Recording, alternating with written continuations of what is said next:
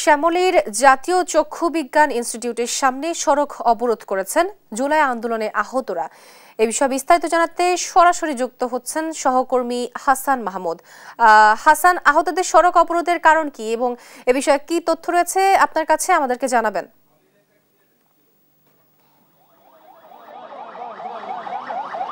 তো আপনাকে ধন্যবাদ। যেমনটা বলছিলেন যে শ্যামলীর যে মেইন রোডটি রয়েছে সেটি কিন্তু ইতিমধ্যে বন্ধ করে দিয়েছে বৈষম্য বিরোধী ছাত্র আন্দোলনে আহত বেশ কিছু শিক্ষার্থী এবং সাধারণ জনতা। তারা যেটি বলছেন যে তাদের উন্নত চিকিৎসার যে ব্যবস্থা সেটি কিন্তু বর্তমান সরকার ঠিকভাবে করতে পারছে না, ফলে তারা দাবি করছেন যে এখন তাদেরকে উন্নত চিকিৎসার জন্য দেশের বাইরে প্রয়োজনে নিতে হবে এবং এর বাইরে কিন্তু তারা একাধিক দাবি করছেন যে আসলে তাদেরকে উন্নত চিকিৎসা দেওয়া হচ্ছে না এবং পুনর্বাসনের যেসব পদক্ষেপ নেওয়া দরকার সেরকম কিন্তু কোনো সরকারের পক্ষ থেকে কোনো পদক্ষেপ নেওয়া হচ্ছে না, এমন অভিযোগ কিন্তু তারা করছেন। আমরা দেখছিলাম যে গতকাল রাতেও কিন্তু তারা আগারগাঁও চক্ষু হাসপাতাল এবং যে নিটো পঙ্খু হাসপাতাল রয়েছে সেটির পাশে কিন্তু তারা রাস্তা অবরোধ করে রেখেছিল, কিন্তু সেখান থেকে রাতের বেলা তারা অবরোধটা কিছুটা তুলে নেয় এবং পরবর্তীতে আজকে আমরা দেখছি যে ঠিক সকাল 11টার পরে আসলে তারা এখানে রাস্তা অবরোধ করে রাখে এবং ইতিমধ্যে রাস্তার দুই পাশে কিন্তু যান চলাচল বন্ধ হয়ে গেছে এবং তারা রাস্তার মাঝখানে স্লোগান দিচ্ছে। তো আমরা দু একজনের সাথে একটু কথা বলবার চেষ্টা করব যে আসলে এখন তাদের আসলে দাবিগুলো কি, একটু বলবেন আমাদেরকে যে আসলে এখন আপনাদের দাবিগুলো কি নিয়ে আপনারা? পুনর্বাসন এবং চিকিৎসা আমাদের লাগবেই। আমাদের ট্রিটমেন্ট, আমরা 6 মাস থেকে হাসপাতালে পড়ে আছি, এরকম ট্রিটমেন্ট আমরা পাই নাই। সরকারের কাছ থেকে এমন কোনো সহযোগিতা পাই নাই, আমরা রাষ্ট্রীয়ভাবে এখন পর্যন্ত আমার স্বীকৃতি কোনো পাই নাই। ঠিক আছে, এটার জন্য আমাদের মাঠে নামা, আমাদের পুনর্বাসন এবং পূর্ণ চিকিৎসা দিতে হবে। এখন রাজনৈতিক যেটা সরকারিভাবে আমাদের ঘোষণা দিতে হবে, এরা আমরা ঘোষণাপত্র এখনো পাইনি। কোন ঘোষণাপত্রের কথা? আমাদের যে পুনর্বাসন এবং যারা চিকিৎসা যাদের বাইরে নেওয়ার দরকার, যাদেরকে বাইরে নিবে, যাদেরকে চোখ ওঠানো হচ্ছে চিকিৎসার অভাবে, আমাদের চিকিৎসা ঠিক মতো পাচ্ছে না। আমাদের মেন কথা হচ্ছে পুনর্বাসন ট্রিটমেন্ট আমাদের আগে লাগবে। আপনাদের সাথে কোনোভাবে সরকারের পক্ষ থেকে যোগাযোগ হচ্ছে? আমরা 6 মাস থেকে দেখতেছি কোনো অপশনে ওরা আমাদের কাছে আসতেছে না। শুধু সময় নিতে চায়, আজ না কাল, অমুক দিন কিন্তু এভাবে এখন পর্যন্ত আমরা কেউ কারো সাড়া পাচ্ছি না। অনেক উপদেষ্টার কাছে আমরা কথা বলেছি, এখন পর্যন্ত আমাদের ডাকে সাড়া দেয়নি।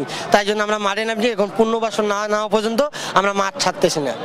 আপনাকে ধন্যবাদ। আমরা যেমনটা শুনছিলাম যে যারা আন্দোলনে আহত হয়েছিলেন আসলে তাদেরকে যে পরিমাণ চিকিৎসার দরকার কিংবা তাদের চিকিৎসা পরবর্তী পুনর্বাসন প্রয়োজন, অনেকে যেহেতু হাত হারিয়েছে, পা হারিয়েছে এবং চোখের অনেকে আছে 2 চোখ 1 চোখ হারিয়েছে, দীর্ঘমেয়াদী আসলে তাদের চিকিৎসা এবং পুনর্বাসন দরকার, কিন্তু তারা অভিযোগ করছে যে সরকারের পক্ষ থেকে আসলে তাদেরকে সেভাবে কোনোভাবে আসলে পুনর্বাসনের ব্যবস্থা করা হচ্ছে না এবং উপদেষ্টা সহ যারা এই সব দায়িত্বে রয়েছে তারা আসলে তাদের সাথে স্পন্টেনিয়াস যে যোগাযোগ সেটি কিন্তু আসলে করছে না, এমনটাই কিন্তু এখানকার শিক্ষার্থী এবং যারা আহত হয়েছিলেন তারা দাবি করছেন এবং তারা দাবি করছেন যোগাযোগ না করা হবে এবং লিখিত এবং পুনর্বাসনের প্রক্রিয়া শুরু করা না হবে ততক্ষণ পর্যন্ত তারা এখানে অবস্থান করবে। আপনারা একটু বলবেন যে আসলে পুনর্বাসনের প্রক্রিয়াটা আপনারা কি চান? আমি আপনাকে বলি, আমি হালুয়াঘাট শহীদ পরিবার এবং আহতদের প্রতিনিধি। আমার আহত ভাইরা মানে আমার প্রতিনিয়ত ওদের সাথে কথা হয়। আমাদের যে সকল ভাই আছে, যেমন আমি যদি বলি বিল্লাল ভাইয়ের কথা, উনি একজন কর্মক্ষম মানুষ ছিলেন, কাজ করে খাইতেন। ওনার হাতে খুব লাগছে, হাত কেটে গেছে, ওনার হাতে কাজ করতে পারে না, যার জন্য ওনার চাকরি চলে গেছে। বাসায় বসে বসে গতকালকে আমাকে ফোন দিয়েছে, ভাই আমি হাত দিয়ে খাইতে পারি না, আমার চাকরি চলে গেছে, ভাই আমি কি করবো এখন? আমি যদি শিমুল ভাইয়ের কথা বলি, তার ফ্যামিলি, তার বাবার চাকরি চলে গেছে অসুস্থতার কারণে, সে এখন অক্ষম, সে কাজ করে খাইতে পারে না, সে কোনো কিছু করতে পারতেছে না। সে একটা মানে ডাক্তার তাকে ফ্রি ট্রিটমেন্ট দিয়ে দিছে, কিন্তু সে যে ভাড়া দিয়ে সে ট্রিটমেন্ট নেবে সেই ট্রিটমেন্টটা নিতে পারতেছে না। আমি আজকে 5 দিন যাবত রাত্রে ঘুমাইতে পারি না, চোখের ব্যথায় আমি কাতর হয়ে যাই।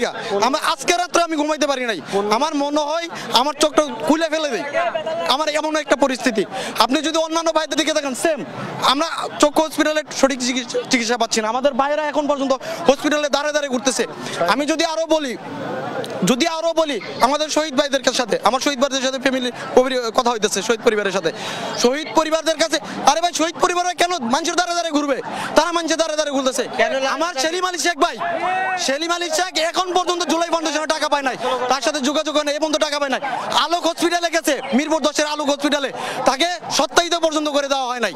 তার একটা সত্যায়িত করে আরেকটা করে না, এরকম কেন হবে? আমাদের শহীদ ভাইদের কাছে এখন তারা যাবে, বর্তমান প্রশাসন যারা আছে তারা যাবে, কেন তাদের পিছনে ঘুরবে? এটা তো আমরা মেনে নিব না। শহীদ ভাই শহীদ হয়েছে দেশকে রক্ষা করার জন্য, তারা যদি মানুষের পিছনে করে, যারা এখন বর্তমানে প্রশাসনে আছে তারা কি করবে?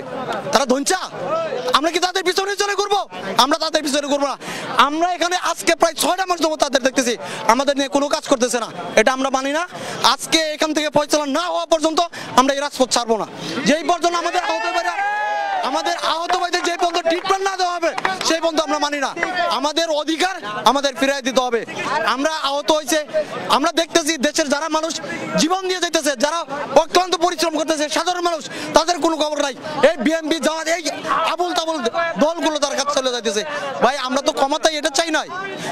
আপনাকে ধন্যবাদ। আমরা যেমনটা শুনছিলাম যে আসলে তারা চাচ্ছেন যে যতক্ষণ পর্যন্ত তাদের এই দাবিগুলো মেনে নেওয়া হবে এবং চিকিৎসা এবং পুনর্বাসনের সম্পূর্ণ খরচ সরকার বহন না করবে, ততক্ষণ পর্যন্ত তারা রাজপথ ছাড়বে না, এমনটাই কিন্তু এখানকার আন্দোলনরত। তো এই ছিল আমার কাছে সবশেষ পরিস্থিতি। বিজ্ঞান ইনস্টিটিউটের সামনে সড়ক অবরোধ করছেন জুলাই আন্দোলনে আহতরা, এবং এই বিষয়ে বিস্তারিত জানাচ্ছিলেন আমাদের সহকর্মী হাসান মাহমুদ।